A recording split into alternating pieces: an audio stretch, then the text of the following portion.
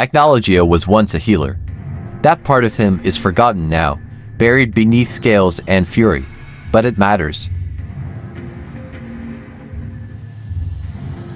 He turned into a dragon not just in body, but in soul, because humans betrayed him and dragons destroyed his trust.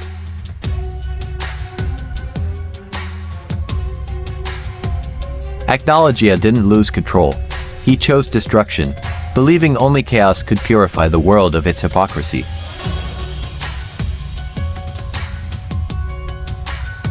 His strategy wasn't complex.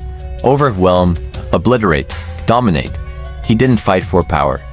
He fought because it was all he had left.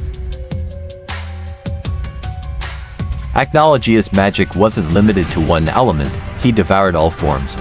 That made him something even dragons feared.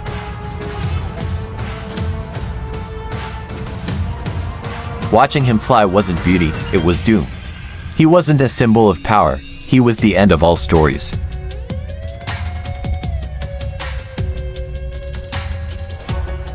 His legacy is built on fear, but deep down, I believe fear was all he ever knew how to communicate after he broke.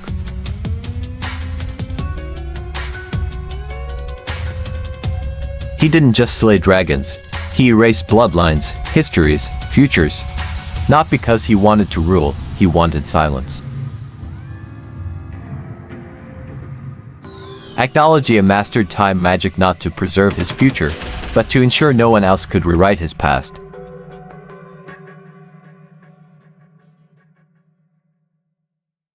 He represents what happens when pain hardens instead of heals. When revenge replaces every other emotion.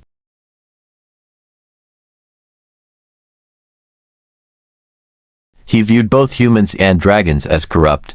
That's why he stood alone. No sides, no mercy, no regrets. His physical body was terrifying, but the true threat was his soul, bound to the very flow of time itself.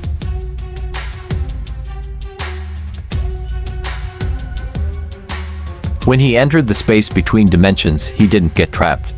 He became a concept, a force of annihilation.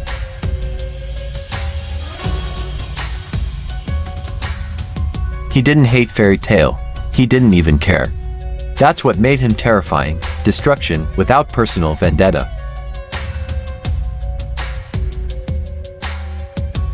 There's no sadder villain than one who forgot their name and only remembers pain.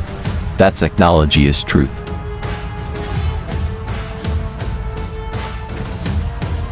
His downfall wasn't magic, it was unity.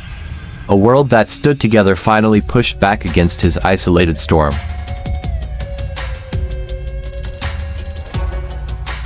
Acnologia's body was slain, but his rage left scars on the world's very timeline. His roar still echoes in history.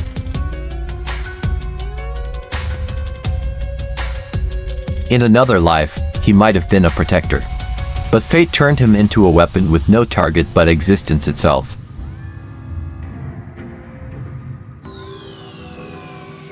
When you fear the end, remember Acnologia, he was the end. And even he was defeated, not by force alone, but by will. His story doesn't warn us about power, it warns us about what's lost when grief goes unanswered for too long.